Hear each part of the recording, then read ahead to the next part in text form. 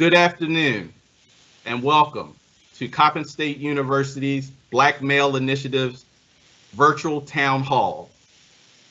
The town hall is entitled Keeping Your Head Up, Navigating the Complex Web of Historic Oppression, Racism, Violence, and Strife in the United States. Strategies and Tools for Black Male Empowerment. I'm excited to be here today. My name is Dr. Johnny Rice II. I'm Assistant Professor of Criminal Justice in the College of Behavioral Social Sciences at the great Coppin State University. Again, I will be your moderator for this exciting virtual town hall discussion. The event purpose. The aim of this event is to provide a forum to discuss the current plight of Black males in light of COVID-19 and social unrest associated with the unfortunate deaths of African Americans at the hands of law enforcement. In terms of learning objectives for this afternoon, we hope that by participating in this virtual town hall, that you'll acquire a better awareness and understanding of the unique situational, social, structural, cultural, as well as systematic factors and challenges that Black males are faced with today. We also hope that you'll be able to make the connection regarding the Black Lives Matter movement with an emphasis on inclusivity. Most importantly, we hope that you come away with strategies as well as a mindset change that's needed to effectively inform, influence, and meet the needs of Black males, not only in our community, but on our campuses this year and moving forward. At this time, I would like to introduce Dr. Freeman, who's going to give some welcoming introductions and greetings. Dr. Freeman is committed to supporting the Black Male Initiative Taskforce, and he has a proven track record of supporting young Black men as well as Black men on our campus at Coppin State University. At this time, I would like to introduce Dr. Freeman. Good afternoon. I am Michael Freeman. I'm Vice President for Enrollment Management and Student Affairs. I bring you greetings and welcome on behalf of our 8th President, Dr. Anthony L. Jenkins, as we open our campus to examine Black male achievement and tools for empowerment. As a historically Black institution of higher education, developing scholars for over 120 years, we continue to embrace our cherished role of addressing salient issues that affect our community. We expect today's town hall will fulfill that mission. Before I leave, I want to give you a quick thought as Black men strive to keep their heads up. It is a portion of a poem penned by DC's first poet laureate. This poem, Strong Men, written in 1932, is critical to this time, written by Sterling Brown, who is a professor at Howard University. And I'm only going to give you a piece of it to think about as we start the town hall.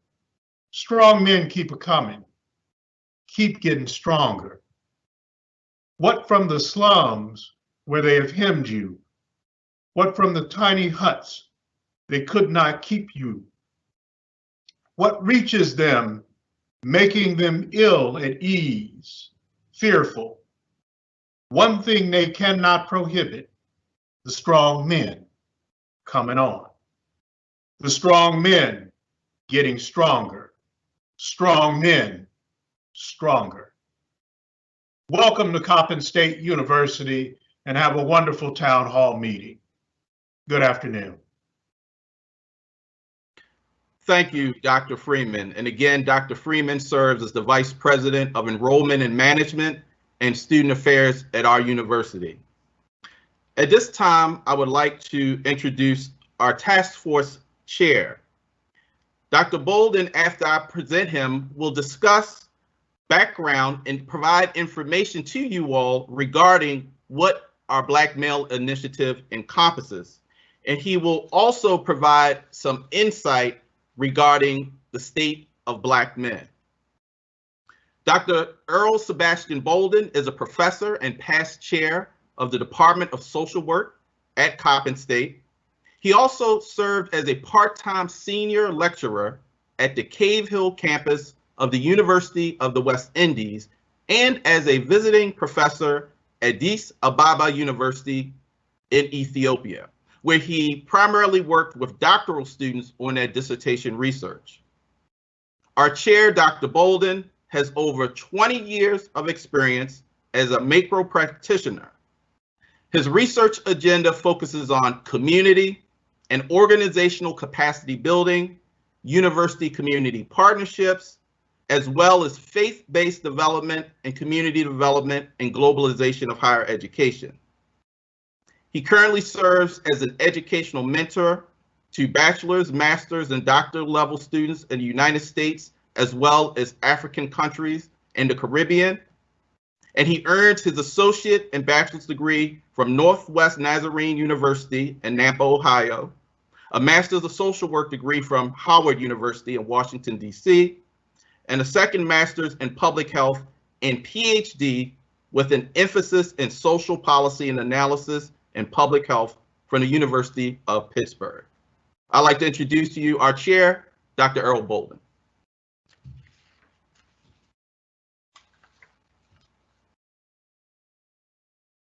You're muted. Dr. Bolden, you're muted.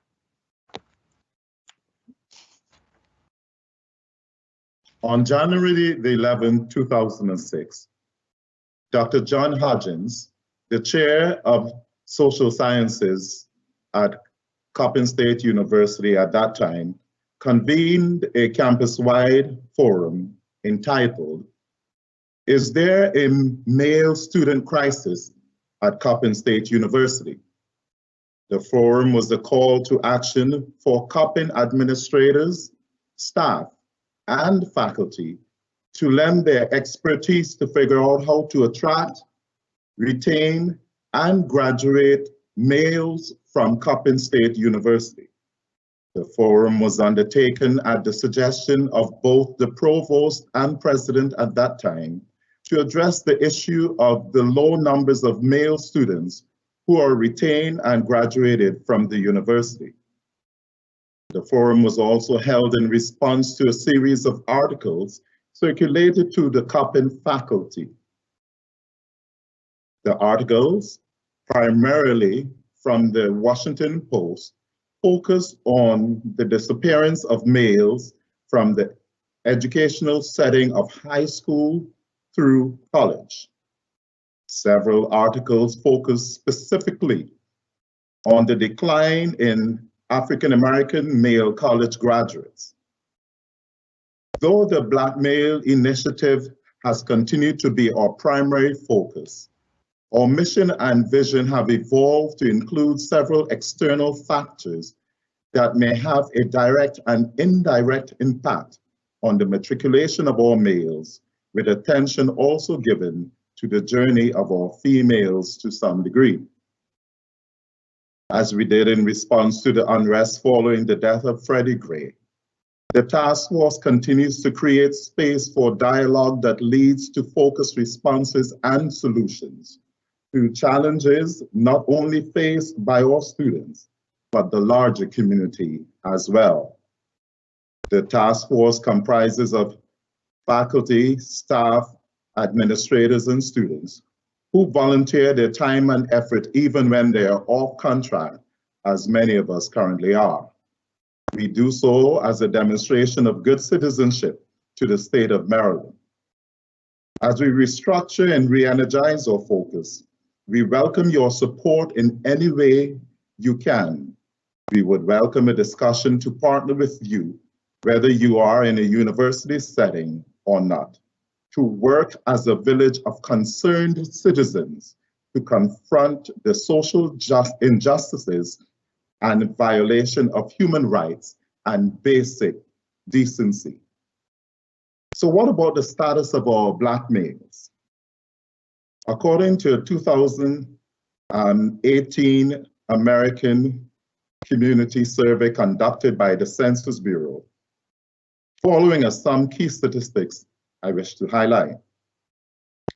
By 2018, about 50% of Black men 25 and older had been to college, although just over half, 54% of them actually completed a degree, compared to 60% of all men who attended college, 2/3 of which, 66%, have completed a degree.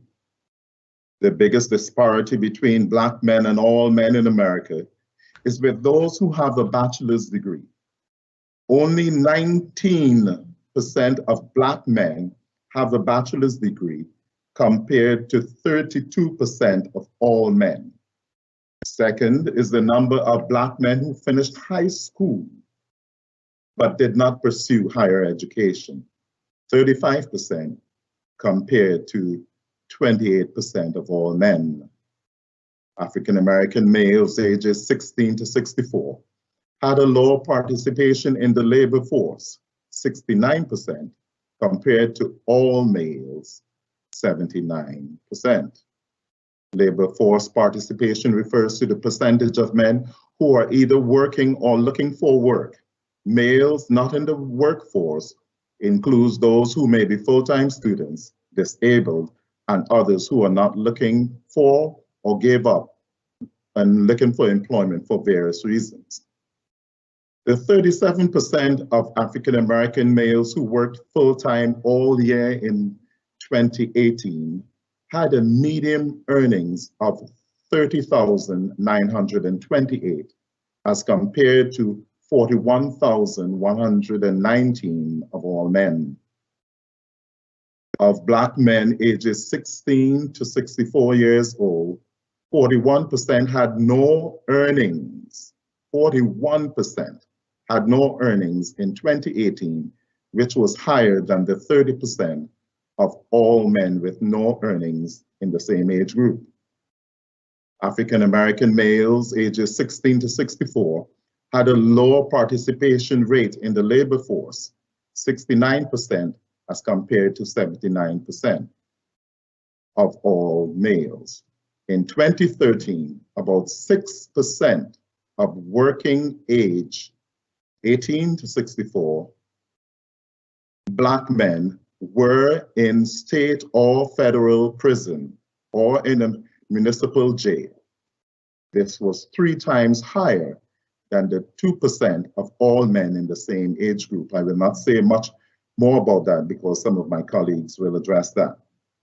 Even though these statistics may paint a less than desirable picture, a study conducted by the Pew Research Center reported that more Black men experience significant challenges than white men and have higher levels of worry and are harsher in the judgment of Black men.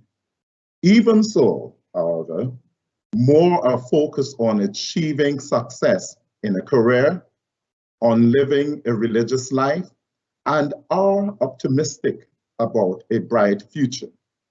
This is encouraging, and it is what we seek to build upon. Dr. Rice. Thank you, Dr. Bolden. I appreciate you providing some background to kind of put the issue in context for our viewers. And at this time, it's an honor for me to introduce our distinguished panel. And what I must say is it's always a pleasure to connect and to be able to share wisdom and insight with the broader community when you do it with your Coppin family. And so as you all will notice, our distinguished speakers reflect Coppin State University faculty, Coppin State University staff, and also a distinguished alumnus of Coppin as well. And so I will start with introducing Dr. Lopez Matthews, Jr. Dr. Matthews earned his Bachelor's of Art in History from Coppin State University in 2004, a master's degree in Public History in 2006, and a PhD in U.S. History from Howard University in 2009. Currently, he is the manager of the Digital Production Center, Moreland Spingarn at the Howard University Library's Moreland Spingarn Research Center. He is also adjunct faculty in the Department of History in the History program at Coppin State and the Department of History and Government at Bowie State University. He is chair of the Publications Committee for the Association for the Study of African American Life and History, a commissioner on the Maryland Commission on African American History and Culture, and a member of the Board of Directors of the Reginald F. Lewis Museum of Maryland African American History. He is the author of several books, including Howard University World Wars and Men and Women Serving the Nation. Our next distinguished faculty is Dr. Drewery, Dr. Malcolm Drewery. He's currently an assistant professor of sociology at Coppin. He received his PhD in sociology with a specialization in race, gender, and social justice and social stratification from American University in Washington, D.C. He has a master's in sociology from the University of North Carolina at Chapel Hill. And he also has a master's of science in family studies from the University of Maryland at College Park. Dr. Drewery did undergraduate work at the University of Maryland, majoring in criminal justice. He has expertise in areas of gentrification, stratification, inequality, health disparities amongst minority populations and race, class, and gender issues in sports. Welcome, Dr. Drewery. Next, we have Mr. Christopher Thomas. Mr. Thomas serves as the Assistant Director of the Center for Counseling and Student Development at our university. He performs brief therapy sessions, case management, training, and educational outreach to Coppin University community. As a psychotherapist, he's committed to learning and professional growth. He's also an active member of the Higher Education Case Manager Association and the American College Counseling Association. He maintains a psychotherapy private practice where he treats adolescents, adults, and couples. He's also an active member of the psychotherapy community as a fellow and faculty member of the International Psychotherapy Institute. And lastly, he's organized local and national conferences on various topics in case presented as a discussant on issues related to slavery, Black boys, and trauma. Welcome, Mr. Thomas. And last but not least, Mr. Joshua Thomas. He received his bachelor's degree in applied psychology from Coppin State University in the spring of 2020. In 2016, he was awarded the Maxie Collier Scholarship. This scholarship helps educate and recruit more African-American professionals in the realm of behavioral health. He also served as the president of the university's Muslim Student Association in 2019 until his graduation. Joshua will be entering the School of Social Work at the University of Maryland in Baltimore in the fall, and he was elected to join the SUDIF Fellowship Program, where his concentration will be working with individuals with substance use disorders. His commitment and passion for a career in behavioral health services is paramount, and he looks forward to his opportunity to serve individuals of his community. So I would like to take a moment again to thank our distinguished panel. And at this juncture, what we're going to do is to set the stage, building off of the context and the background that Dr. Bolden presented to our audience, and hear from each one of our individual panelists, and they will be afforded the opportunity to respond to the initial grounding question and make a statement in terms of why we care, why we should care. And I would like for Dr. Matthews to get us started. Dr. Matthews. Hello, everyone. Greetings. I wanted to begin by talking about the historical outlook of the Black male. And one of the first things that I wanted to focus on, because I only have 5 minutes, and I always tell everyone I could talk for 17 hours just about Black history. And so I really wanted to start talking about sort of the image of the Black male, going back to the development of race as it began in France with the Jacobins and their idea of classifying people by races. And this idea of classifying people by race sort of developed along with the development of the Atlantic slave trade. And as this developed in the United States, just to bring it to the United States, you have this idea of Black people being placed into a stereotype of being savages so that they could be enslaved. And to justify the mistreatment of Black people, they had to dehumanize them. And of course, this included Black men and women and children.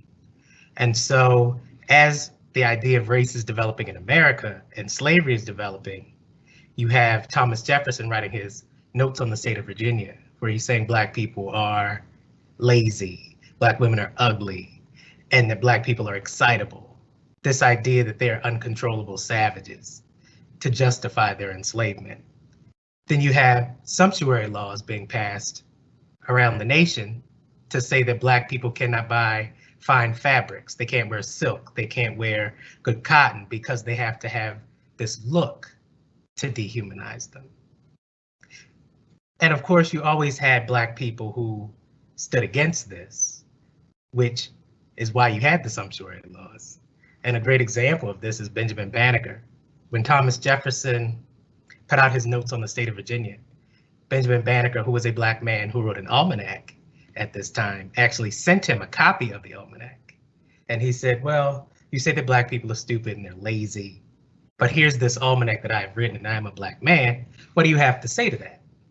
He responds by saying, well, you're not like the rest of them. You're different. And so he basically dismisses Benjamin Banneker as being an oddity in terms of Black men.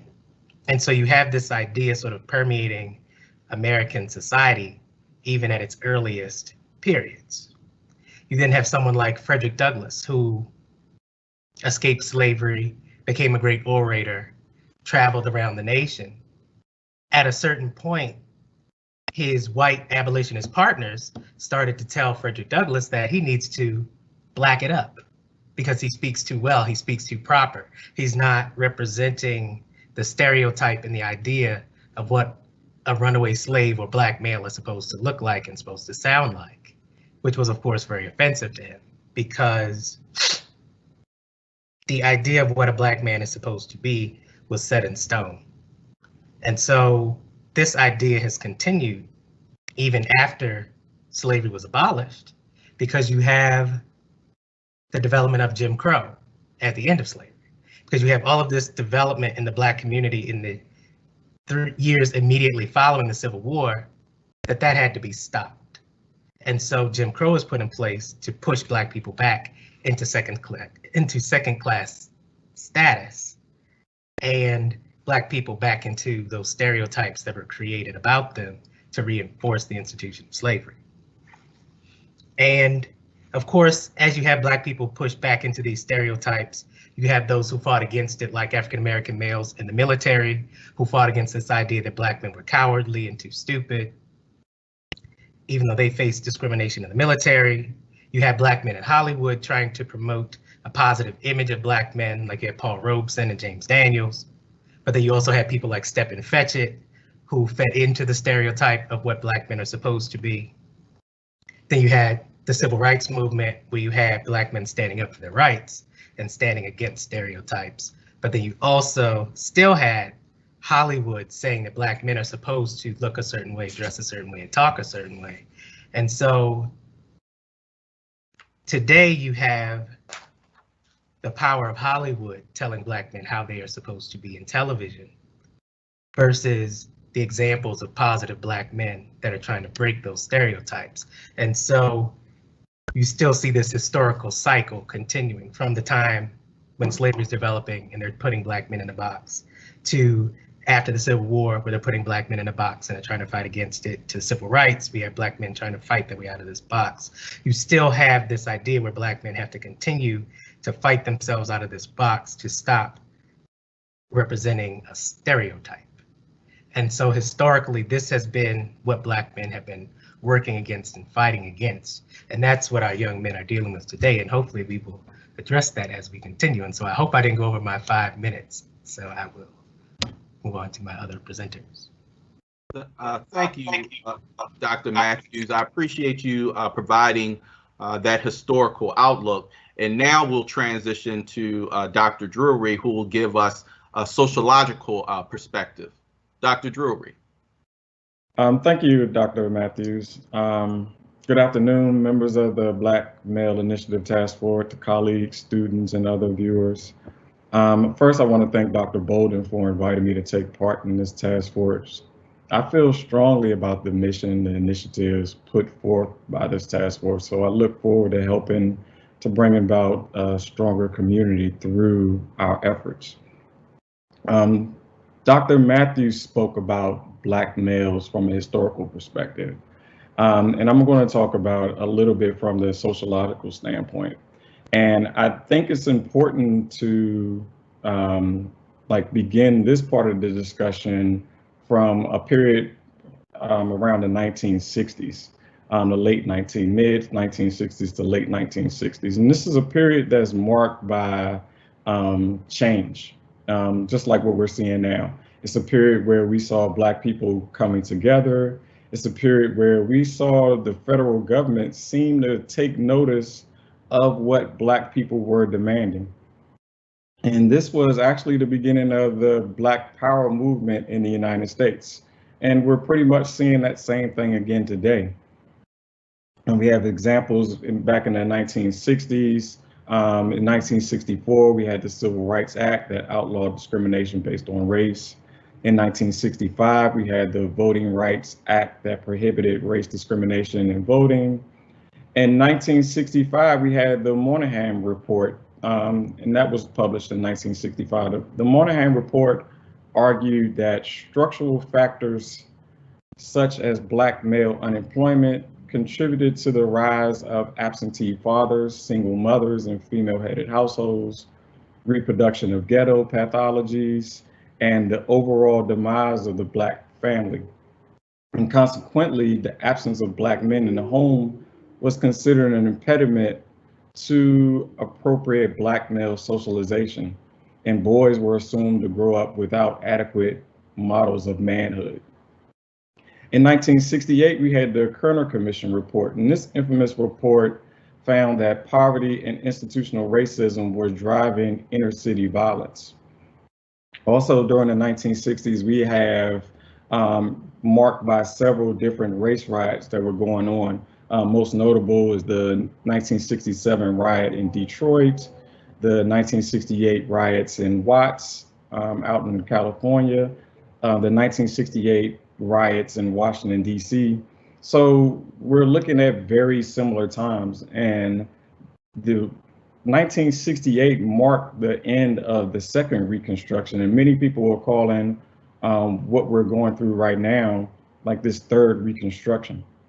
And I think that has a place for Black men actually to take part in this third Reconstruction. So what's interesting about this from a sociological standpoint is that up until like the 1960s is that, historically speaking, that sociology was pretty much segregated. You had one black side and you had one white side. And so during this time, we rarely acknowledged the black social thinkers during that time period or before that time period, but we start to recognize who those black social thinkers were. Scholars like W.E.B. Du Bois, E. Franklin Frazier, and Patricia Hill Collins, Ida Wells Barnett, black sociologists from the Chicago School, and other black social pioneers. So we saw and started recognizing the work that they were actually doing. And during this time, these black scholars were discussing, what was actually going on in the United States, considering the black family, black males, and what we see now in this matriarchal society. So we see the introduction of black social thought, black feminist thought. And so part of what we want to talk about here today is, the research, on how black men were able to adapt in society despite wading through the multiple social barriers and structures that were in their way. I mean, and Dr. Bolden pointed some of these things out, looking at the labor market, we as black men are the least hired, we're the first to be laid off. We experience higher unemployment rates, how we experience vast income and wealth inequalities compared to our white male counterparts, regardless of what class standing we're in. How we're treated exceedingly different in the judicial system, where we're arrested and convicted at higher rates and experience harsher sentences than white males for the same offense. We know what these structural barriers are, and we know them well. And because they've been researched, we've seen them in the media, and all these barriers are considered to be many times of our own construction. We're blamed for the barriers that are, before black men, and we know that's not true. So with this town hall today, I hope we can start the discussion to help finding some of the answers and the solutions that we see, going on.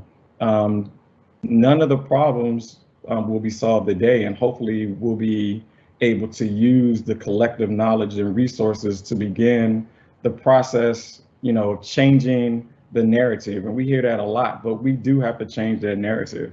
So this is one town hall discussion of many that have been taking place across the country on similar topics. But in order for us to make the change that we are looking for, we must approach these issues collectively. And so today we're reaching out to the Coppin community, but moving forward, we hope to reach out, to other avenues.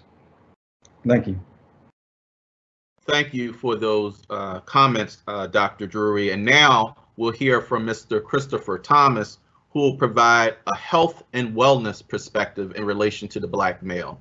Mr. Thomas. Hi, thank you. I appreciate it. So as a psychotherapist, my view is a bit focused obviously on mental health. And so if you think about the existence of the black man, the existence in America and kind of beforehand, the existence has really been based on trauma to some extent, right? Certainly the transatlantic slave trade, the Middle Passage, has had a lot of trauma. Trauma has been able to continue through black codes, through segregation, through racism that's kind of hip deep in the existence of our country. That intergenerational trauma has an impact. It has a cumulative impact. Whenever you think about trauma and you think about the perpetuation of trauma and racism, there has to be a bit of identification, a bit of an identification to the trauma. So, and that's just how isms work: racism, sexism, classism. And so with that identification, the quote victim has to be able to kind of take that in, right? So my job as a psychotherapist on campus, the work I do in the community, is to provide a safe place for black men to speak about that, to mourn that, to label that, to think about that, to process that. And so And doing that and providing that safe place, we can begin to increase our capacity to be resilient, to overcome, to shift from a deficit model and being deficit oriented to being strength based and be strength oriented. The great James Bolden talked about the invention of the N-word. I'll leave it as that, the N-word. And what he talked about was how the N-word was invented, right? It wasn't invented by Black people, right? And so it was invented by white people. And so white people have to think about kind of why that was invented, how that was invented, and kind of what was going on that forced them to put into all the negative things into the N-word, right? The cause of all the suffering in the world, right? The cause of all the problems, right? And so Black people, especially Black men, have been the symptom bearer that have carried that burden for long periods of time, right? And so for Black men to recognize that, to be able to think about that, process that, and to be able to kind of bounce back from that, right? To be able to realize that realize their full potential, right? To be able to realize their full power and their purpose. And their purpose is something that's just ingrained. It is what it is. It's like it's like waking up, right? It's not something that has to be kind of earned. It's not something that you have to kind of study for. It just is what it is. So my job, I think on campus, and my job here is to be able to kind of unpack that, right? To shift the perspective, to shift the narrative, to imbue a sense of purpose in Black men. Thank you, Mr. Thomas. And now we transition to Joshua Thomas, other Mr. Thomas, and he's going to discuss in his opening statement the lived experience. Joshua?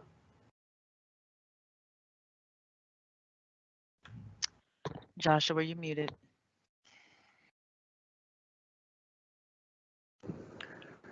Bismillahir Rahmanir Rahim. Walhamdulillahi Rabbil Alameen.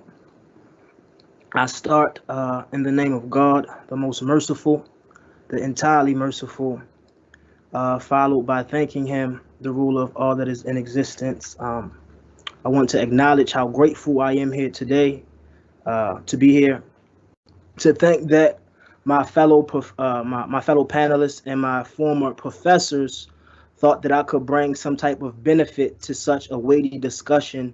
It says a lot and it means a lot to me. So I was asked to speak about the lived experience. And when I look at these two terms placed together, of course, I pose the question to myself, how have I experienced life from the onset of my existence up until now? How have I experienced being Black and a male from the onset of my existence up until now? And I would say the entirety of my life, I have constantly been in critique of my Blackness. I've constantly critiqued my own Blackness. How Black am I, right? And what from early age, Black to me was a lot of things, but two things stood out to me.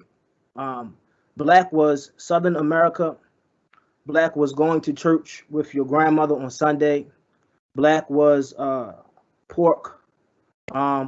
Black was also, from another perspective, was being urbanized, being from urban neighborhoods, being rough around the edges, being hard, being gangster, right? This was Black for me. But I was neither of these things, right? So I was not Christian. I was raised Jewish, and I was raised by my father in the suburbs of Baltimore County. So then, because of this, what I perceived to be Black, I then went out and tried to be these other things, and of course, I failed at that, right? So the constant critique of myself and my blackness led to chasing a lifestyle that wasn't beneficial for me spiritually, physically, and the likes of those things. And I realized when chasing this lifestyle, these lifestyles, or these stereotypes, so to say, I never thought that that this was to appease everybody else. That everybody else would say, you know, you got the black card. And I never took the time to realize that I'm as black as can be. I can't run away from my blackness, right? So this was my experience being black. And to end that, I had to come to realize that me as a person, me as a human being, to appease everybody else was not to any benefit to me. So then I came to realize, or I was guided to realize, that it's more beneficial for me to appease the one who created me, and realize before I'm black, before I'm a male, I'm a servant of God. And I say that I identify as many things up until now. I identified as many things, but now, before I identify as black, before I identify as male, whatever the case may be, I identify as Muslim. I identify as a servant of God. And that's how I would like to open up. And I hope, again, that I can bring some benefit to this weighty discussion. And again, I'm thankful for being here. Thank you. I want to thank you, Joshua, as well as all of the other panelists for really setting the stage for the questions that are going to come. I think what we're able to acquire from just listening to each of you is just a better understanding of the historical, sociological, health and wellness perspective. And I think most importantly, Joshua, in sharing the lived experience. Which I thought, and I'll just say, Joshua, you more than earned the spot to be here with us. We are all brothers here.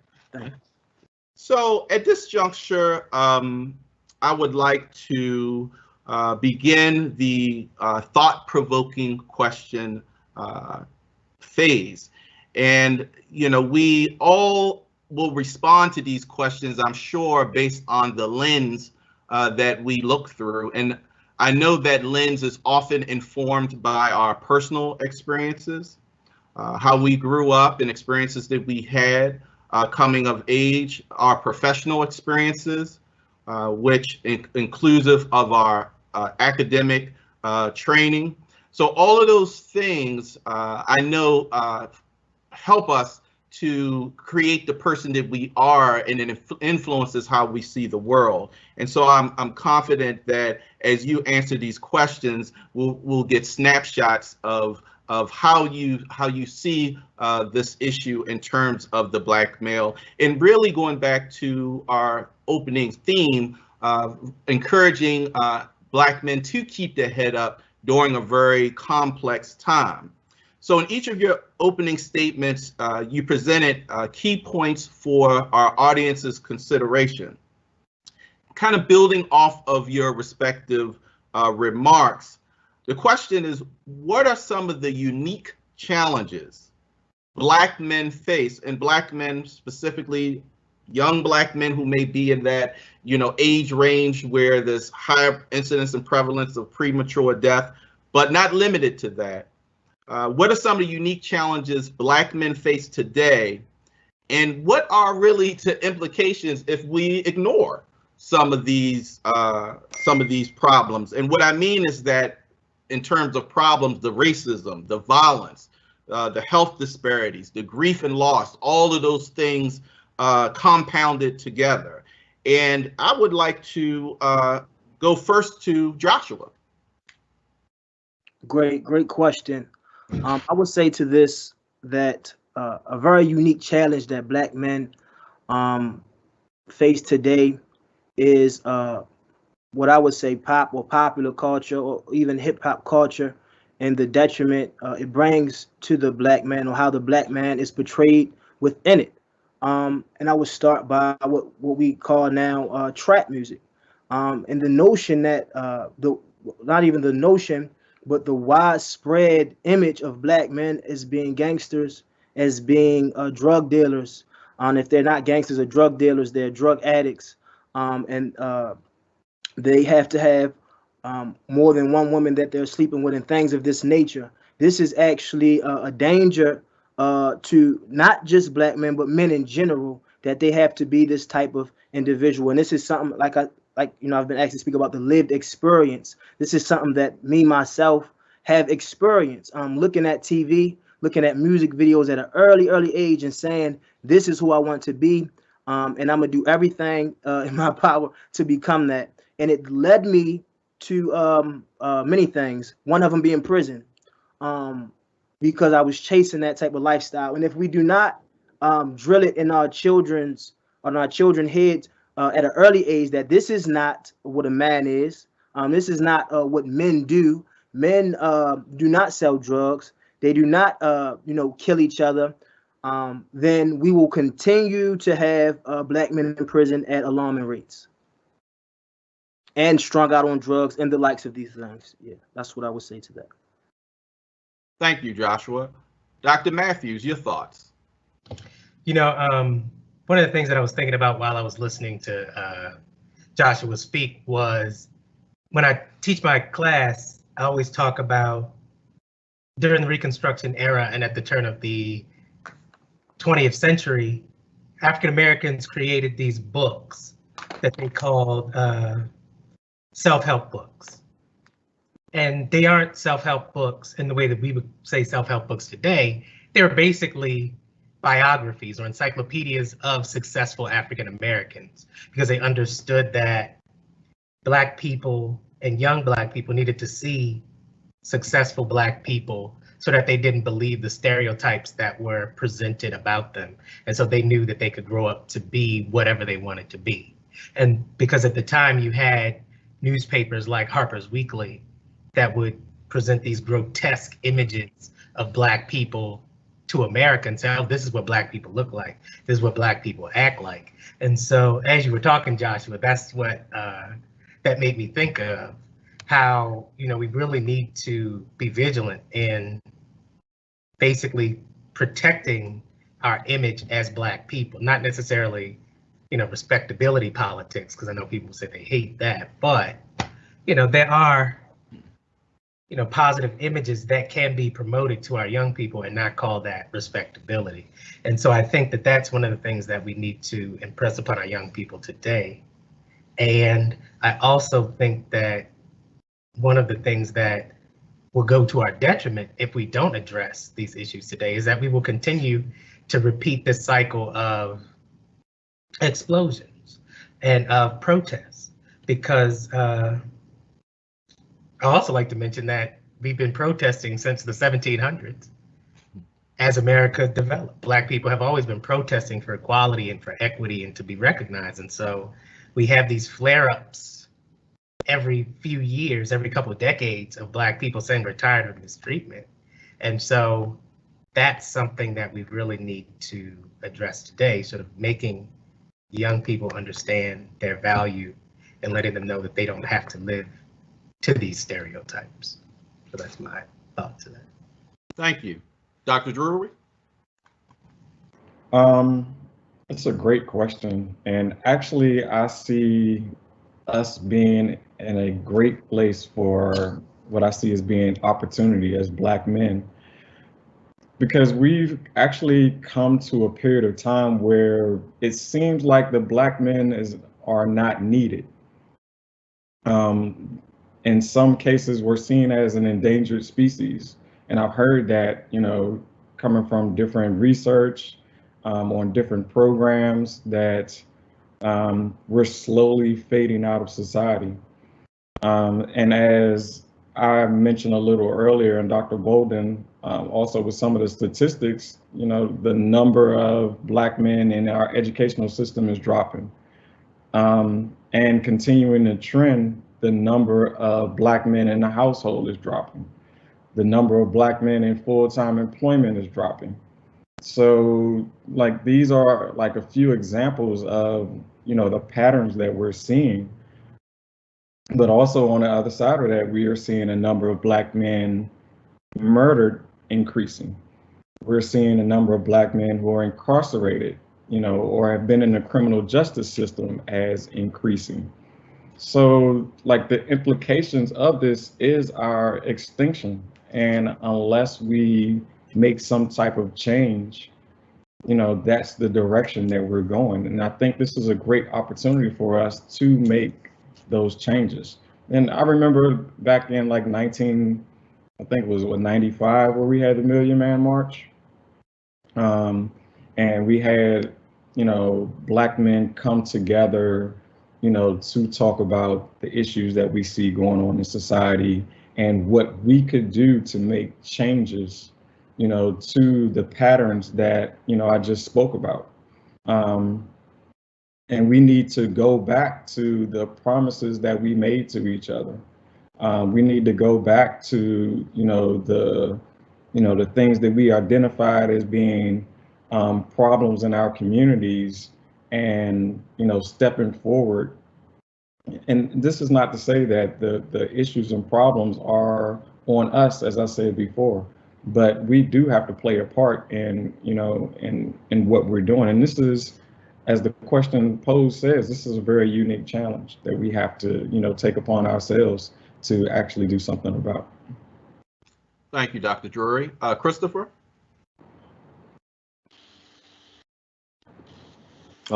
Hi, yeah, I appreciate the question very much. So thank you for the opportunity to address it. So I think there's a couple kind of unique challenges for Black men in the society. One, I think the challenge is to be able to get good at compartmentalizing, right? Compartmentalizing difficult thoughts and feelings, right? For some, it's compartmentalizing anger. For others, it may be compartmentalizing kind of confusion, or compartmentalizing other things. But being able to kind of compartmentalize that and still succeed, still accomplish in spite of, I think is a real kind of unique skill for Black men to kind of get good at. The other, I think, is being able to kind of understand and to kind of separate kind of projections that Black men receive, right? Black men receive projections as the symptom bearers, of all that's wrong, as the cause of their own misfortune, So being able to kind of separate that and kind of realize kind of their part, right, which is not the cause of their misfortune. And again, to be able to succeed in spite of, I think is also important. And three, to kind of make strengths out of deficits, right? There are lots of strengths, I think, that Black men have that are kind of overlooked, I think. Whether it's resilience or something else, being able to kind of focus on that and feed that, right? Because whichever side you feed is the side that's going to grow. It's the strength side, the overcoming side, or the deficit side, or the, what have you. So being able to kind of divide, compartmentalize, and focus, I think, are real kind of unique skills that Black men, and challenges that Black men have to overcome. And in terms of implications, I think the implication is that people begin to kind of identify with that. So I think people begin to act in a way, think in a way that kind of adds, that kind of balances out the projections, right? And so, because the mind likes balance, right? Like when things are out of balance is very, very stressful. So being able to be able to separate, to kind of know your worth, like I spoke about in the first question, is important. So those are the implications, and those implications, I think, are for individuals and families. So if you look at the impact on the Black family, on the head of household, on the marriage, there are tons of implications that will continue if we're not able to kind of conquer these challenges. Thank you, Christopher. And I would say many in society who are concerned about these issues also reflect some of the sentiment of the Black Lives Matter movement. In reading some of what they believe statement, they note that the organization, it says that they're committed to struggling together and to imagining and creating a world free of anti-Blackness, where every Black person has the social, economic, and political power to thrive. And it sounds as though it's going to be very difficult for Black men in particular to be able to advance and survive and thrive if indeed we don't take these implications seriously. The next question that I have, and you all touched on it a little, somewhat in your initial statements, and I think also during part of this question, the last question, was the issue around myths and stereotypes. You know, and we often hear that when we hear people talk about the Black man and the African American male. So I want to ask you all to consider this. What are some of the myths and stereotypes that are harmful to Black men? And how are these stereotypes and myths perpetuated? You know, not just from this broad societal standpoint, but how is it perpetuated in our homes? How is it perpetuated in our schools, our workplace, our communities? Dr. Drewery, can you start us off? What are your thoughts about that? These myths and stereotypes that many would argue have been long-standing and are harmful, have been harmful. Thank you for that question. The myths and stereotypes of the Black men has plagued us, you know, since the beginning, since we came into this country. You know, which my colleagues and other panelist members have mentioned before, us being lazy, us not wanting to work, us not wanting to take care of our families or our children, or us not wanting to be where, you know, sexual predators. And so the only thing that we do is chase after, you know, different women. You know, so those things have always been a part of, you know, how we've been seen. And it's a part of how we've been portrayed, you know, in the media, in the movies, on television. The picture of the Black man is always something negative. We never really see any positive depictions of Black men in those areas or those places. And so if we've had the luxury or the opportunity to travel across the world, most of the time when somebody, you know, from, you know, Europe or an Asian country or something like that sees us, the first thing they're thinking is, you know, that depiction or that picture that they've seen on television or, you know, on social media.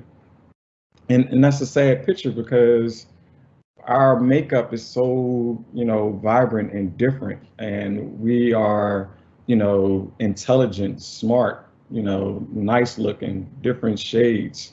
You know, we're family men. We're, you know, we love our children. We love to work.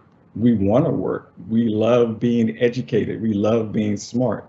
And so that's the picture that we generally do not, you know, see in the depictions that we have out there. I remember a few years ago, I was teaching a class, and it was a white guy in my class, and you know, he said he was in the he had just come out of the military, and he said the first time that he ever saw, you know, a Black person was when he went to the military. You know, and he's almost 22 years old. And now he's sitting in front of a class or sitting in a class where I'm teaching him, you know, something that he needs to know. And so this kind of shook him, and, you know, he was kind of amazed by what he was actually able to, to get out of me and get out of the class, because that's not what he thought about Black people. And And that was one of the things that he talked about at the end of the class, that like everything that I thought about Black men is, something different now. I have to take a different look at, who Black men actually are. Thank you, Dr. Drewery. Dr. Matthews, myths and stereotypes, your thoughts? So, as I was thinking about this, one of the myths that stuck out to me was that the idea that there's really only one Black experience. That Black people are, there's a story that a cousin told me once. She said that she went to an event and a person said that they were so happy to see that she was successful coming out of the hood. And she got to look weird at the person because she said, I didn't grow up in the hood. I've never lived in the hood a day in my life. But the assumption was that because she was Black, she grew up in the hood. And that's an assumption that a lot of Black men face. The idea that the authentic Black male experience is that you grew up in the ghetto and that you lived a hard scrabble, hard knock life. And if you haven't lived that, then you don't have an authentic Black experience. And so then that encourages our young Black men to try to mimic that lifestyle because they believe that that is what they're supposed to be, because that's what's reinforced to them on Twitter and Instagram and on television. And most of them don't watch television, but mostly Instagram and Twitter and social media, that this is what Black men are supposed to be, and this is what Black men are supposed to act like and think like and talk like. And so that's one of the major myths that I see, that there is only one Black experience. And this idea that Black people are mythical, that we're some kind of special creature that didn't develop like other human beings. We can't react like other human beings react to certain things. Like, oh, Black people are just this. Oh, Black people are just that. And those are the type of stereotypes that are negative and harmful because they lock you in a box. And so I think that that's one of the things that we need to fight against today. These ideas that you have to fit what the media and what social media says you have to be as a Black male and as a young Black male. Because that's what's feeding into our young people. That's what goes into how they're treated in schools, because the assumption is that they don't know and that they aren't smart and they aren't intelligent. One person mentioned to me, they said that one of the benefits of white supremacy that Black people don't get is the benefit of the doubt. People don't assume that you're innocent. They assume that you're guilty until proven innocent.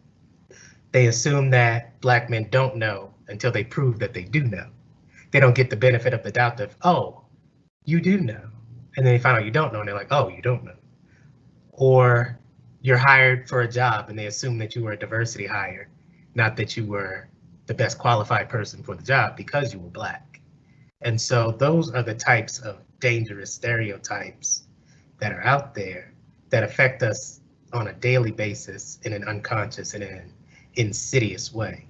And so those are just two of the ones that I wanted to bring up just in this conversation. Thank you, Dr. Matthews. And so I'm just still along the lines of myths and stereotypes, but I want to kind of take a kind of shift and start off asking Christopher.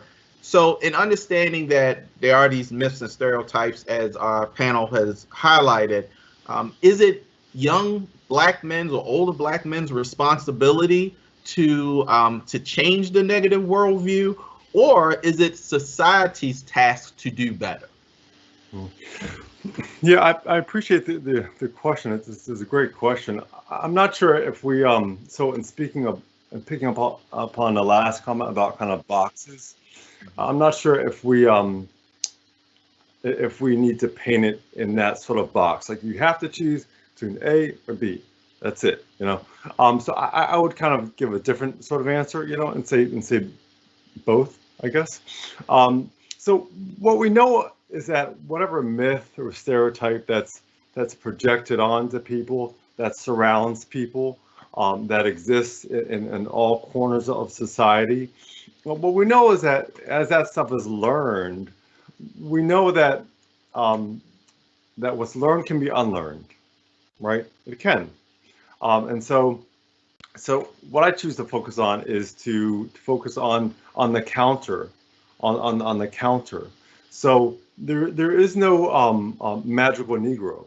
The magical Negro doesn't exist, right? You know, there's not the special unicorn Negro. You know, so the qualities of the magical Negro exist in all. You know, the accomplishments, you know, the drive, the dedication, the performance exists in us all. You know, so kind of learning that, I think, is an important first step. So I would also respond to your question by talking about the sense of agency, the sense of power that we have to counter these ever-present myths and stereotypes. You know, so as everything that's learned can be unlearned, right, and we can counter these sorts of things. You know, we can do so in small ways. So it may be an individual, right? An individual interpersonal two-person relationship. You know, it may be in a bigger group, right? It may be a class. It may be you know, in other sorts of ways. It may be getting involved politically, right? From a bigger kind of point of view. You know, but these things all really start small as we're talking about countering myths and stereotypes. So it could be certainly an individual, a person, right? An individual Black man to present something different, to be seen different by society, and therefore treated different by society, right? You know, it could also be from a bigger kind of a point of view, right? From a policy kind of point of view, right? That's going to treat the Black man differently. So I think it goes in both directions. So I would answer the question as it's both, and it goes in both directions. Thank you, Christopher. Joshua, your thoughts? Great. So I like Mr. Thomas. Also believe it can be both. It can be an individual obligation and also a communal obligation. And of course, from the individualistic perspective, the individual have to say, I'm not going to feed into the stereotype and try to make that presentation different than that stereotype. I think the communal obligation comes from within the households, the parents, and how they actually feed into the stereotype as well. For example, like the example I gave about music and things like that, when are we going to start to monitor these things? Even if we don't agree to it as parents, we allow for our kids to indulge in these type of things. Next thing you know, they grow up and they get into this and they get into that. Another example can be sports. Why do we think as Black fathers that our sons have to play basketball? He has to play, you know, football and things of that nature.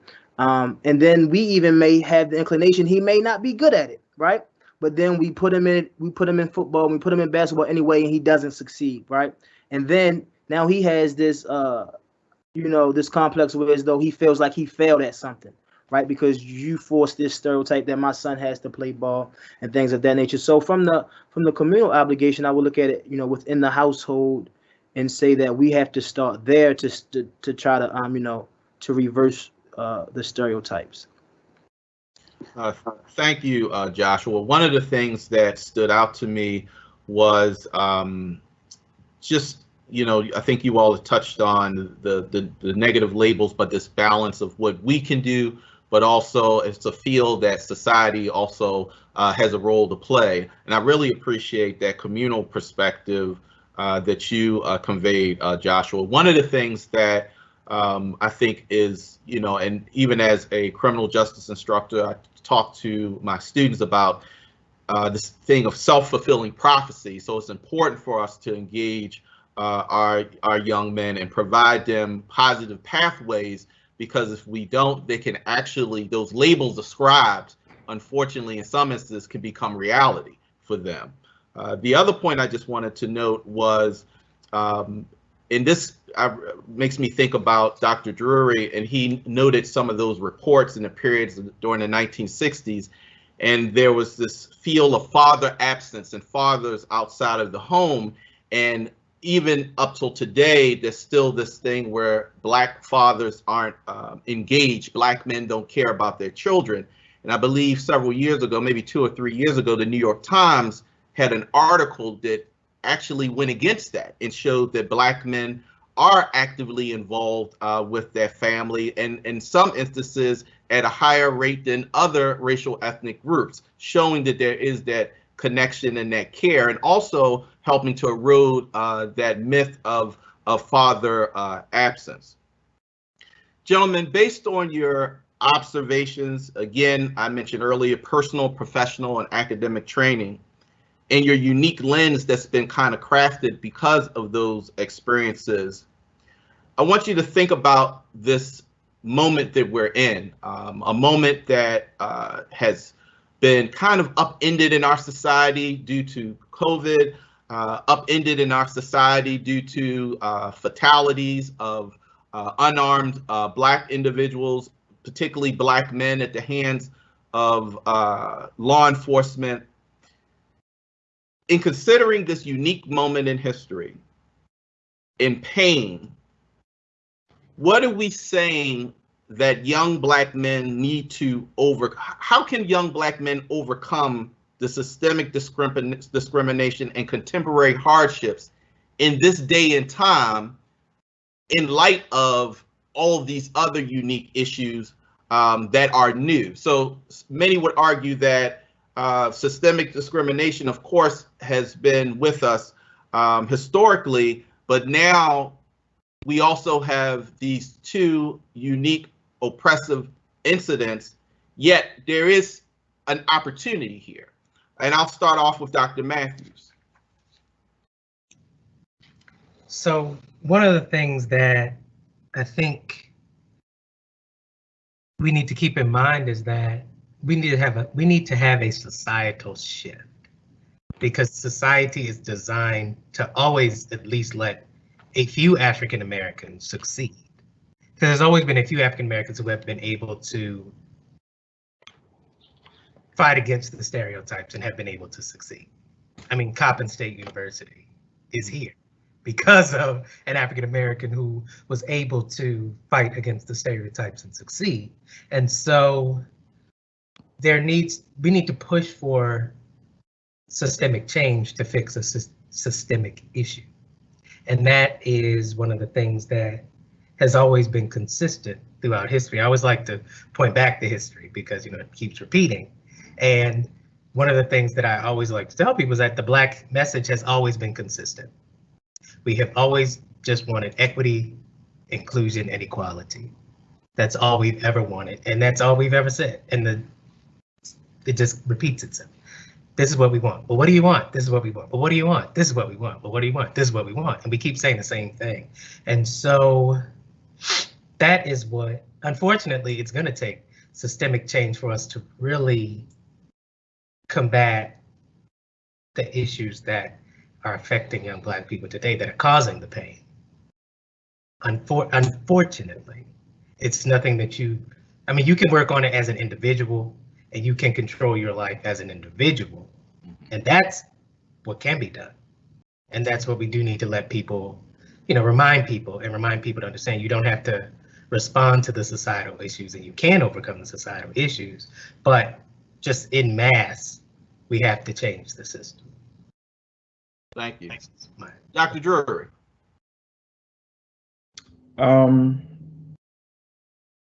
For, I guess, all its good intentions, there are real limits to what can be accomplished, through, some of these self-help strategies and initiatives put forth by Black males. And I keep going back to saying this, it's not our fault, and everything is not our responsibility. So the prospect of uplifting Black communities through, the efforts of Black men is really inspiring, and it may play a part in the efforts to revitalize some, urban areas in different places. But given the structural nature of the problems, facing Black people in the United States, like it's unrealistic to think that hard work alone is going to bring about this change. And, as Dr. Matthews just said, like we keep asking, or saying what we want and not, necessarily getting back what we need. So we can't place it on, on young Black men to take the full load. There are structural barriers in place that are keeping us from, getting to the places that we need to be. And we need to do something that's actually going to, break down those barriers or take away those structures in order to make some type of change. So, I mean, we do need to organize. We need to start organizing like every Black community, for education and economic development. We need to set up some community governing bodies, across the nation, and every Black organization should, transform into those and develop some type of wealth development organization. So, I mean, until we accumulate that type of, structure of our own, that wealth that we need, establishing, some type of net capital gains that will actually give us power, a lot of the things that we want to do and we're trying to do is going to be difficult. Thank you, Dr. Drewery. So, Christopher, your perspective on this. So yeah, so I think about change and kind of what leads to change, and it's difficult to think about sometimes. I mean, so we're at this point in time, which is new, but it's not really new. I mean, Black people getting killed by the police. So, I mean, I hate to, but it's like, what else is new? Like, honestly, what else is new? So it's new, but it's not new. Maybe some what seem like performative kind of statements from corporations seem like performative. Maybe they're not performance-based, but they seem performative. Maybe that's new. So a statement on the webpage from the CEO, that may be new. Okay. But it's new, but it's not new. So I understand that things don't change because things aren't going well. I mean, that's not enough of a reason to change. Things don't change, because of that alone. To some degree, it's for whatever reason, a complex reason, it's kind of okay for things to be a little unequal, a little messed up for some. It's kind of okay, like, honestly. And so it continues, right? Year after year after year, protest after protest, tragedy after tragedy, which is kind of depressing if you think about it too much. And so I would say that we all have to just kind of do our part. So is the individual, Black man? Is it society? Is it, I don't know, but if we all just kind of agree to do our part in our realm of influence, it's our relationship, it's our family, it's our school, it's our community, it's our university, it's our government organization, wherever it is. We just have to kind of, I think, agree to do our part and answer the question. So it's like, what can you do? What can you do to move the needle? And I think we all have something that we can do to move the needle. So I think we just have to do that in some sort of way to really make a substantial, substantive difference. I mean, societal change is huge, it seems overwhelming, but I do know that it happens. I've seen societal change, I mean, we've all seen societal change, in lots of different areas, whether it be, civil rights, or whether it be equality, or whether it be, technical kind of things. We have seen societal change. So we know what happens. We know it does happen. So we just have to kind of do our part to move the needle forward in a less performance way and in a more kind of substantive way.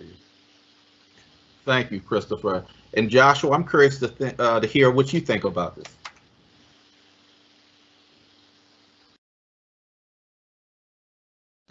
Joshua, you're muted.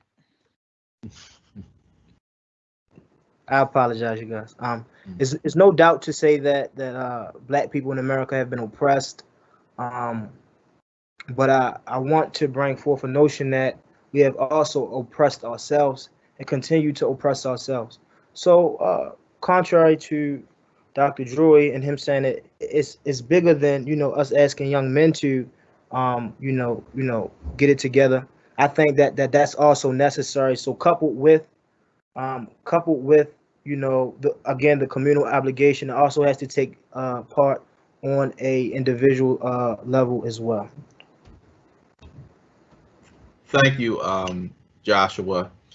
You know, one of the things that is true, you know, I stated to the at the beginning of our dialogue about all of our connections to Coppin, and Coppin is a historically Black college and university, and being at Coppin, being connected to Coppin brings the opportunity to grow academically, to grow professionally, and we are a part, and you'll hear people say, the Coppin family.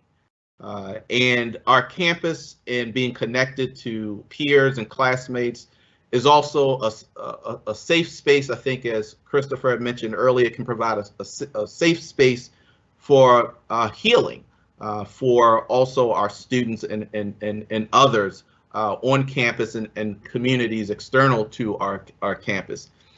And I say that because the question that I have focuses on HBCUs, specifically us as African American men who are connected to a HBCU that has given us a lot, right? How can historic Black colleges and universities support young Black males, Black men, and train them for leadership that results in transformative change? Transformative change. Dr. Matthews, can you lead us off, sir? I think that one of the things that HBCUs can do to continue to bring about transformative change is to remember what they are and what they have historically been. I think that recently a lot of HBCUs have been moving to this, we want to be like a business, we're a business, we're a business. But that wasn't what HBCUs were founded to be. They were always founded to be more than just a business of cranking out scholars. They were institutions that built up our communities. They built professionals for our communities, you know, and that's what HBCUs have historically been. They've provided safe spaces, they've provided positive reinforcement, they've provided positive role models, they've provided education that centered Black people and Blackness, even when later generations didn't think they did. In the generations that the education was developed, that was what they were doing. And, you know, I really noticed this as you mentioned I wrote a book about Howard and in support of the military. And writing that book, I saw how throughout Howard's progression, and I'll talk about Coppin momentarily, but throughout Howard's progression, it has always sort of situated itself to help develop the Black community. And as I look at Coppin, that's what Coppin has been. Coppin has historically been an institution that has provided a way for students, and Coppin has been attacked for that quite often, because in providing that opportunity to people who normally wouldn't get that opportunity, it hurts your graduation numbers, because sometimes these people will not finish. And so it hurts those numbers. And so on the outside, it looks like, oh, you aren't doing what you're supposed to be doing, but really you are, because you're reaching out to this community that needs that support. And while they didn't finish and they didn't make it, you know, that's unfortunate, but you gave them the chance. And I'll just mention me. When I first came to Coppin, I had zero confidence, barely spoke above a whisper, but with the investment of the professors at Coppin, you know, like Larry Martin and others, here I am on this panel today, written 5 books, articles, presenting all over the place. I was on television a couple weeks ago. But if you had said that when I first came to Coppin, no one would have believed it, because I was just I'm just here, you know, and that's what HBCUs do. They support you, they develop you, and that's what they need to continue to do. And they need to continue to value that and not just turn towards what other schools are doing and just value business, business, business, the dollar, the dollar, the dollar. So that's just my 2 cents. I just want to thank you, Dr. Matthews, and I appreciate you sharing some of your background, because I'm sure there are people who are listening, and even some young people, young Black men who may be wondering, is college for me? And do I have what it takes to be able to be successful? And hearing you, I think it can inspire and give motivation to those young people, particularly those Black men, young Black men who may want to go to college, but just feel like they can't meet the bar. And I think that HBCUs such as Coppin provide that space for growth and that pathway for personal development as well. Dr. Drewery.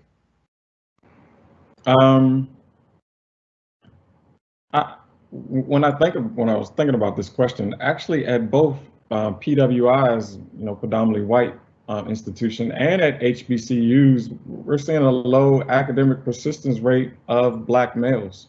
So it's not like the PWIs are doing anything better than the HBCUs.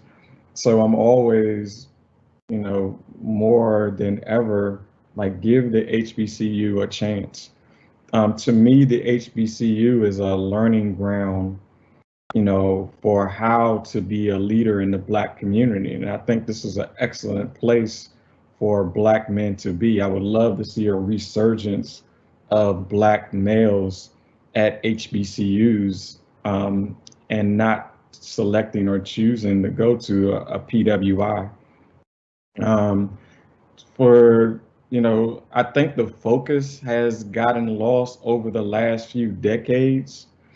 But I still see HBCUs as being the best institution to help our young men. And when I say that being lost over the last few decades, you know, prior to me being at Coppin State University, I was at Wiley College in Texas. And I remember, like, looking at all the old pictures of people who attended the college on the wall, and, you know, going to class, everybody had on a shirt and tie. You know, everybody looked like, everybody looked like they were dressed for, you know, Sunday activities or something like that.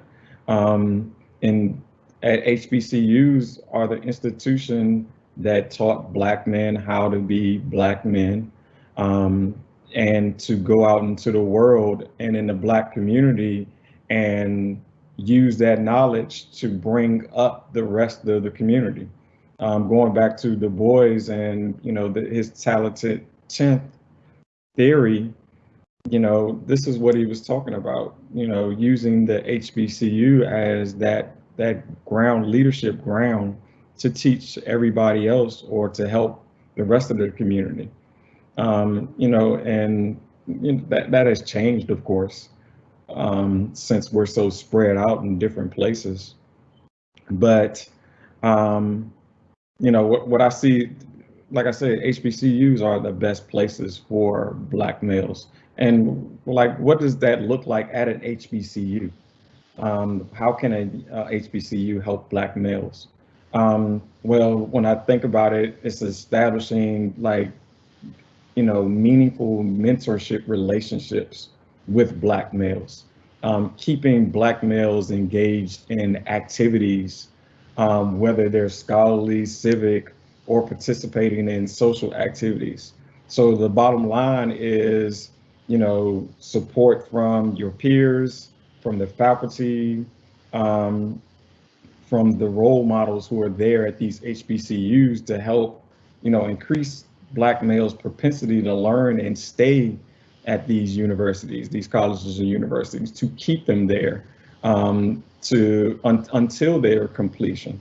And that's what we want to see. And I think that the HBCU is the best place for that. Thank you. And Joshua, it'd be interesting to hear your thoughts and perspective.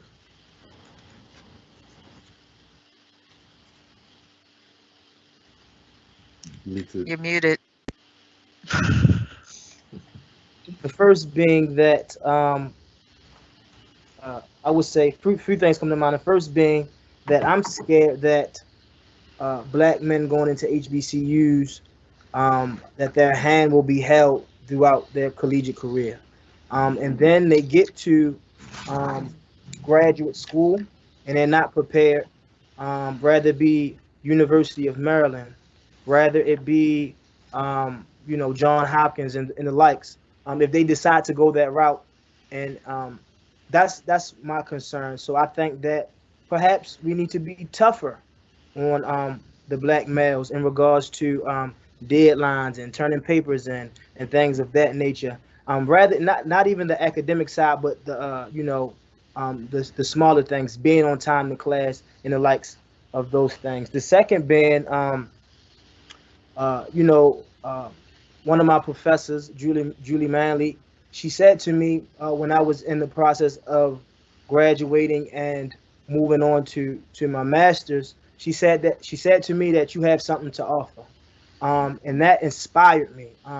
And I had to realize that I've come this far. I've graduated. I'm about to graduate, and I'm moving into this this program in Maryland where it's somewhat of a big deal, that I actually do have something to offer. So if our professors, if our doctors, if our staff members instill in the black men that you actually have something to offer right now, and moving forward, whether it be a master, a doctorate, or just anything it may be, that perhaps it will bring about a different type of culture.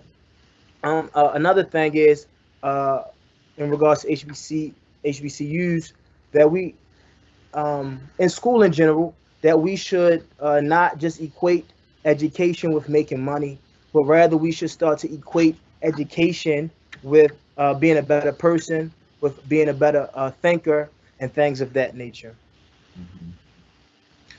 Thank you, Joshua. And I have a specific question for Christopher.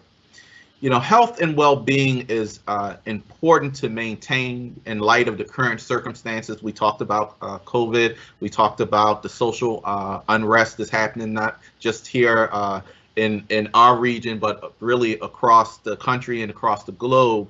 How can young black men on our campus, and black men in general, who are on our campus taking classes in the past, who are doing it virtually now, and black men in our neighboring community, how can they reasonably take care of themselves and others in their social network during this really complicated and difficult time? And when I say others in that network, family, friends, co-workers. Yeah.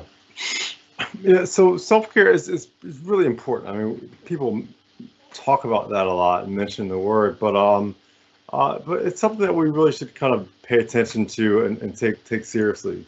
We know about trauma, which I kind of mentioned earlier. We also know about like stress. I mean, and stress accumulates, right? And there's a certain momentum, right? And by itself, momentum is kind of neutral. It either goes up or it goes down. It depends on which way you kind of point it. But in terms of stress and that sort of momentum, it has this kind of cumulative impact, right? And so first, I think like normalizing the help-seeking process, number one, like asking for help, like, hey, I need a little help over here. I think normalizing that as a huge start. I think black men have, in some respect, received a message that's actually pretty harmful to them. And the message is to suck it up and shut up, basically, and that keeps everyone hurt, sick, and dying. Because this stuff, it'll kill you. It really will kill you. It's the high blood pressure. It's the other forms of heart disease. it's the kind of dangerous kind of things that happen. It's an increased suicide rate. It's early death. It's added to adverse childhood experiences, which Kaiser kind of researched on a number of years ago, that add up to bad things. So recognizing that, I think, is really important. Normalizing the help-seeking process is really important. This sort of thing isn't meant to kind of do alone. I mean, life really isn't. People aren't really kind of lone creatures. We're not lone wolves or the Lone Ranger. We really are meant to kind of live in community. And so I think using that community as a help, as a support, is really important. You know, so we see that in models on the HBCU campus, right? Role models that we may not have had prior to coming to an HBCU. We see that in changing the expectations that we have, you know, to thrive and succeed and produce, you know. I think being able to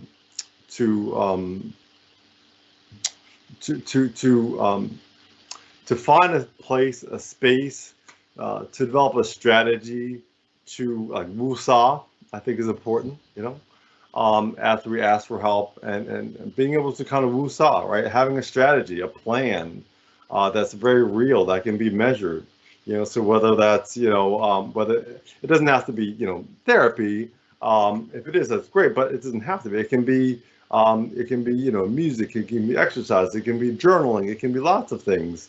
But finding that space, that place that kind of works for you, that's custom made for you, I think is important, because this stuff is something to take seriously, and oftentimes we I'm afraid to say that we don't take it as seriously as we should, and there are dire consequences for that. So yeah.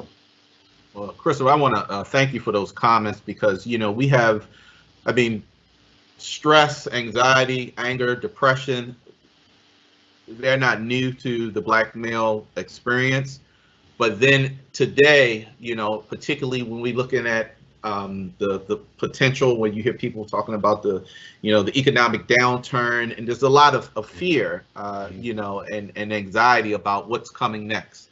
And I think that it's important that we hear from individuals such as yourself, so people know how to do self-care and think about the importance of that, but also not to lose hope, right? Again, with this theme of you know, we wanting to our men to keep their heads up, to be able to tap into resiliency, and then be able to also plug into us if they don't have the strength, but to tap into their brothers and sisters who also are available to them in this village that we're talking about. Yeah. Can I just say one other thing, just to kind of highlight, just real quickly? I apologize for the change in structure, but so oftentimes when we're overwhelmed, it's hard to kind of think. The mind just doesn't really think very well when we're overwhelmed, right? It just doesn't work that well. And so being able to kind of to pivot, right, to moving from fight, flight, or freeze, which is like the hardwired kind of response in terms of stress. So shifting from that towards like pausing, reflecting, and labeling, I think is important. When we're able to do that, we can kind of unpack it and get our hands around it, on what's happening, and then we can begin to access the thinking part of our brains, and then be able to do something. Breaking things down in the small kind of bite-sized pieces is so important. You know, when things are overwhelmed, when everything's happening at the same time, when everything's a level 10 priority, who can operate like that? No one can operate like that if everything's a level 10, right? But being able to attack it in small bite-sized pieces, being able to think about, okay, like, what do I need to remember, like right now in this moment? And then, okay, now what do I need to do right now in this moment? Breaking into bite-sized pieces doesn't solve all the problems instantly. There's no 3 magic steps, you know, but it does make a difference. It does create momentum, which is ultimately helpful. Thank you, Christopher. And I just want to say, well, I want to, really thank the panel as we've kind of went through some of our thought-provoking questions. And I just want to take a pause to let our viewers know that they can share any resources, because we've talked about some ideas and communal resources. We've talked about individual strategies that can be carried out. But please feel free also, if you represent an organization, be it local or national, that can be in support of Black men, feel free to put that information, I believe, in our Q&A space, so that we can also compile that list and share with others. We have questions that we received from many of you during registration, and we also have some time for those. We may have some time to get in 1 or 2 questions from individuals who are watching today. So I'm going to put these questions out, and whichever panelist feels comfortable answering it, please feel free to do so. And again, I want to thank our registrants, people who register, who shared some particular questions with us. So one question is this: the most effective grassroots movements in modern times have been initiated and sustained by the efforts of Black women. Do you agree that Black women push Black culture and advancements forward? Who would like to respond to that? I'll take it. Dr. Matthews, I was going to say, you have a great, your smile was getting bigger, so I was going to come to you either way. Dr. Matthews. I say that because I talk about that as I teach my class. When I teach African American History Part 2, I always sort of infuse more stories of Black women into the class, because Black women have been pivotal to moving the race forward, from starting the Montgomery bus boycott to supporting our churches, which have been our most prominent institution, even though that's kind of waned here lately.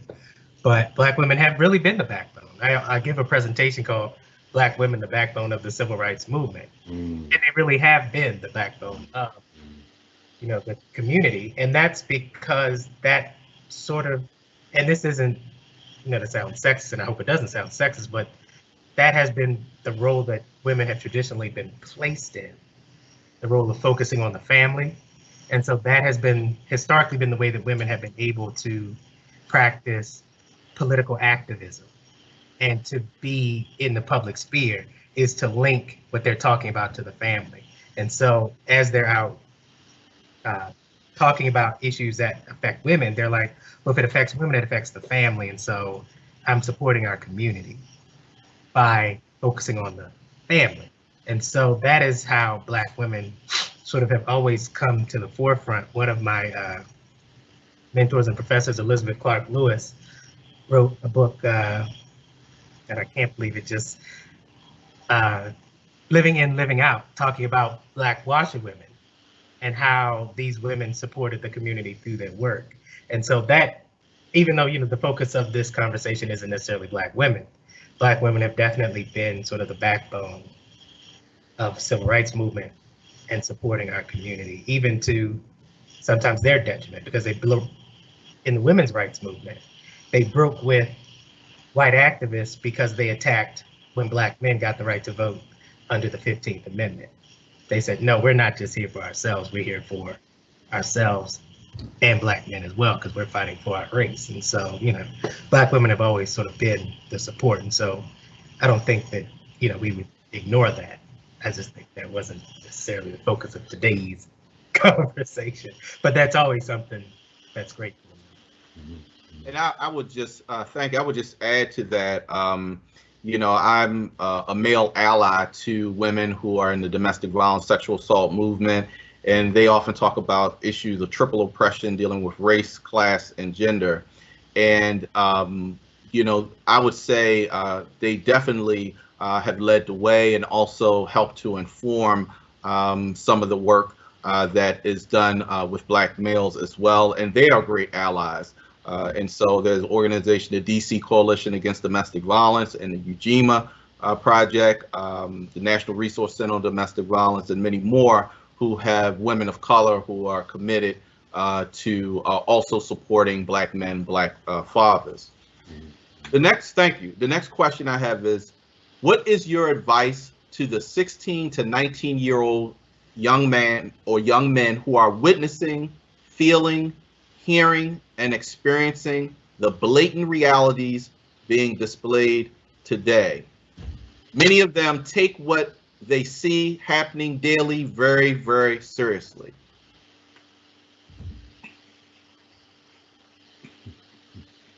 Well, I would just to make a quick kind of comment on that.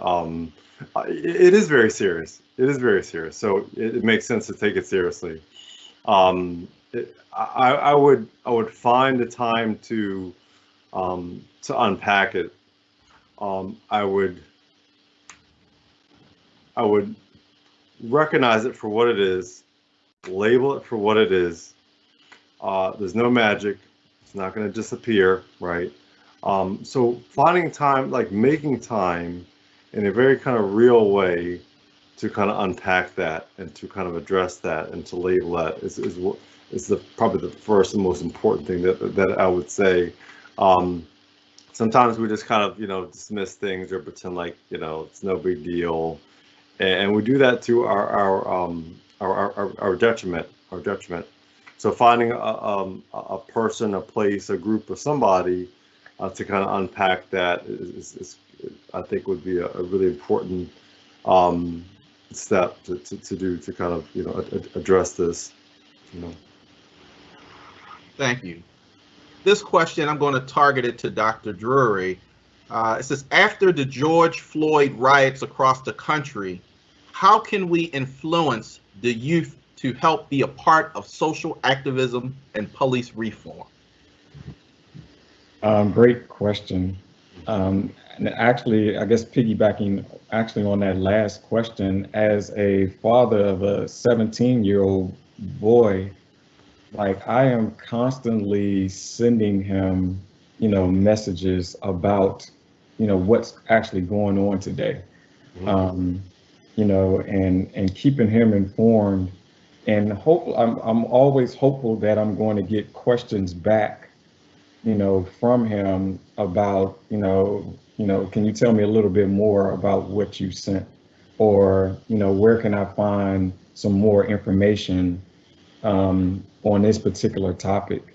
But making, our young men aware of what is going on, in this, at this time is really important because like he's starting to drive. So he has to be aware of, what's the consequences of you getting stopped by the police and how should you handle that situation. You're walking around out in public with your friends. Some of them may be engaged in things, activities or, just having fun out on the street that can lead to some type of trouble. Well, what do you need to do in order to make sure that you're not seen as doing something negative? So I spend a lot of time like trying to like send him little messages and just keep him involved. I'll sit down and watch this television program, send him videos, talk about things that are going on in society. And surprisingly, he hears me. I'm surprised that he hears some of the messages that have come across, because he's actually spoken at a few, activist, situations in downtown DC and different parts of Maryland. And, he's taken the messages that I've sent to him and incorporated them into, some of the things that he is actively talking about in these public areas.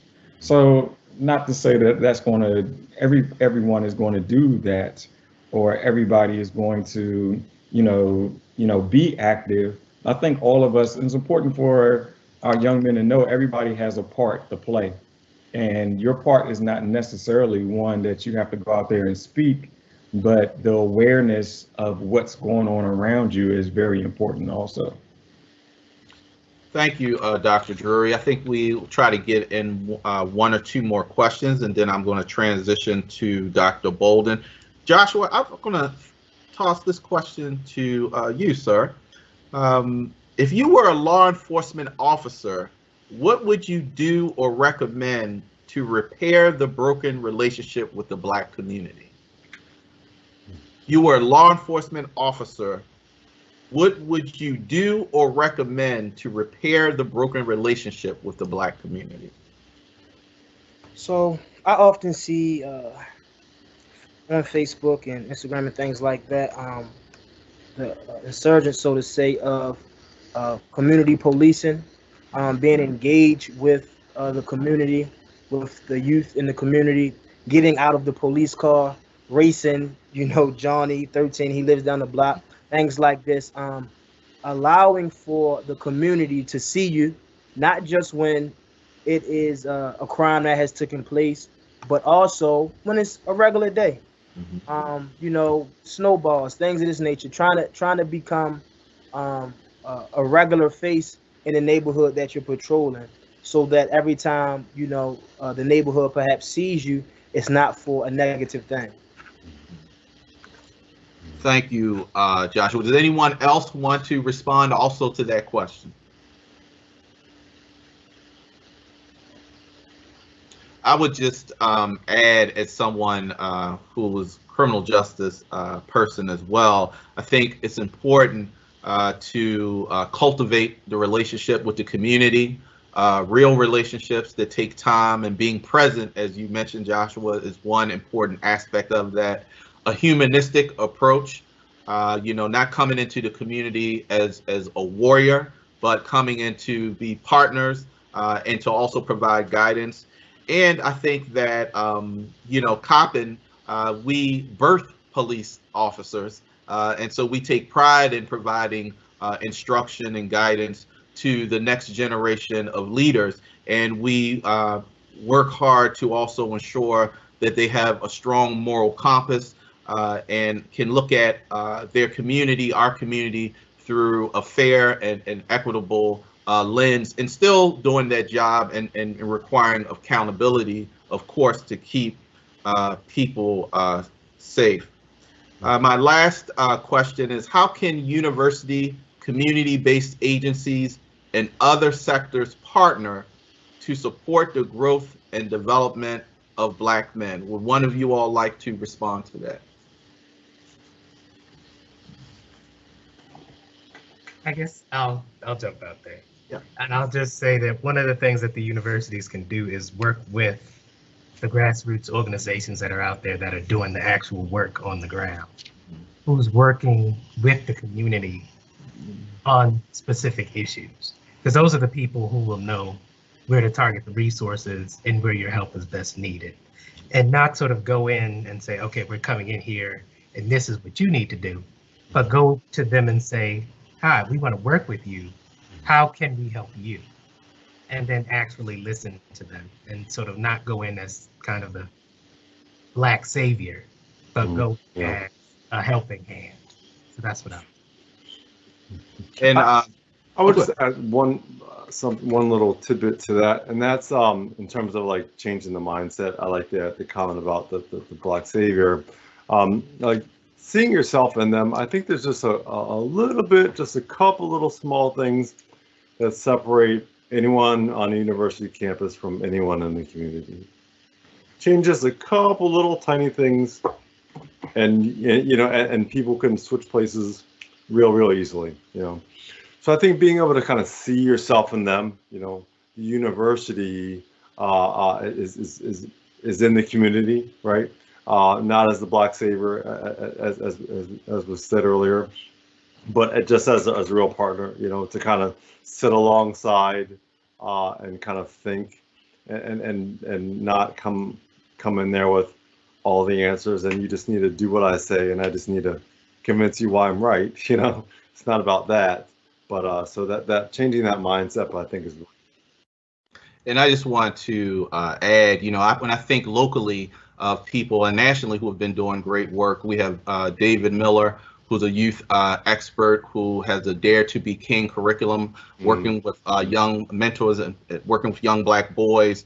And he's a tremendous resource. And Cameron Miles, Mentoring Male Teens in the Hood, for years has been providing social, cultural opportunities and bringing in community leaders and other experts from all walks of life so the young kings can learn and grow.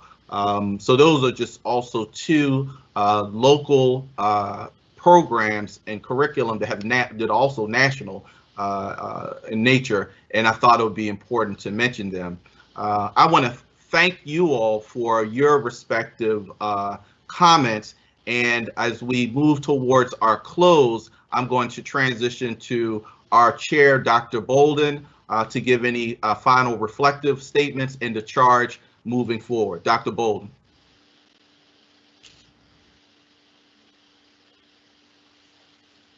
Thank you, gentlemen.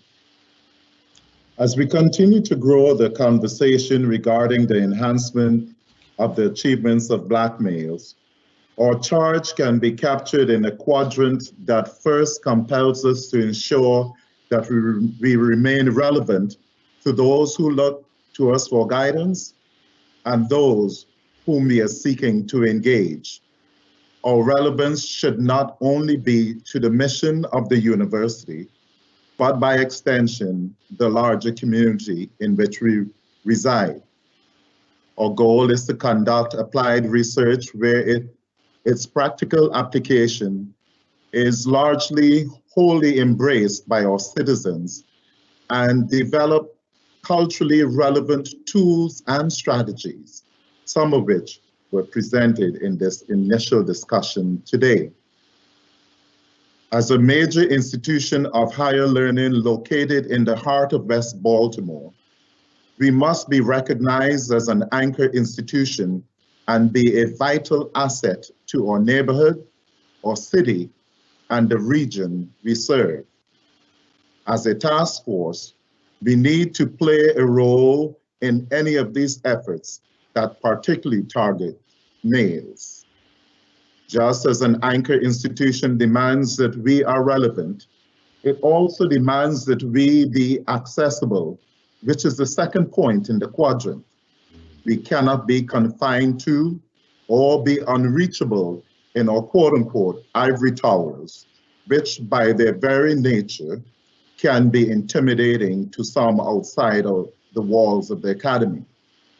Our presence must be invited and valued, and we should also demand a seat at the table in full partnership with all stakeholders. As we've begun to do in part today, we must also create safe and brave spaces to elevate those we serve. The third point in the quadrant is our responsiveness.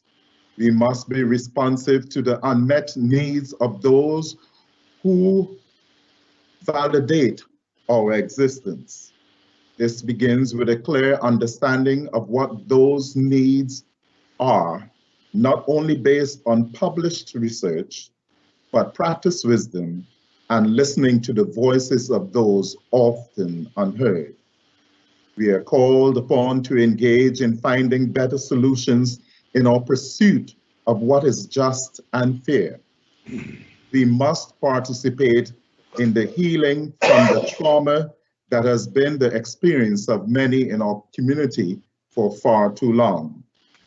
As we advocate for needed change, our critical analyses must take into account effective communication with all stakeholders. The fourth point in my quadrant is being willing to evolve.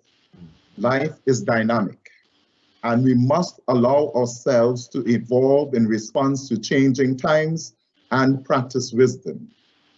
If we are to remain relevant, be accessible, and be responsive to the unmet needs of our community, we must be willing to evolve. We, as a task force, are evolving in response to our mission and current demands. Our aim is to mobilize the strengths that exist and harness opportunities as we seek to nurture potential and transform lives. We must evolve so we can be relevant, accessible, and responsible in order that those in the pursuit of justice may keep their heads up as we create spaces for their growth and development. We must keep our heads up as we navigate the complex web of historic oppression, racism, violence, and strife. We owe it to our youth, we owe it to our children. It is against this backdrop that the task force remains committed to developing culturally relevant resources, making resources accessible, and creating space to continue to grow the critical conversations. We will continue to play our part in ensuring that current and future leaders are well equipped to serve. When you registered, we asked you to indicate whether you would like to be informed of our ongoing efforts, the efforts of the task force. Those of you who indicated that you would like us to stay in touch with you, we'll have your names added to our databases. And if any of you change your mind since registering, you can always email us. In addition, there are so many great questions that we were not able to get to. We will, in a report, attempt to respond to what we can or direct you to additional resources, additional sources. Following, as you see now on the screen, is a list of resources that you might find helpful. It has been our pleasure to serve you this evening. And please be reminded that today's panel will be on YouTube, so you may replay it as needed and share it with others. Again, thank you for joining us this evening, and please be safe.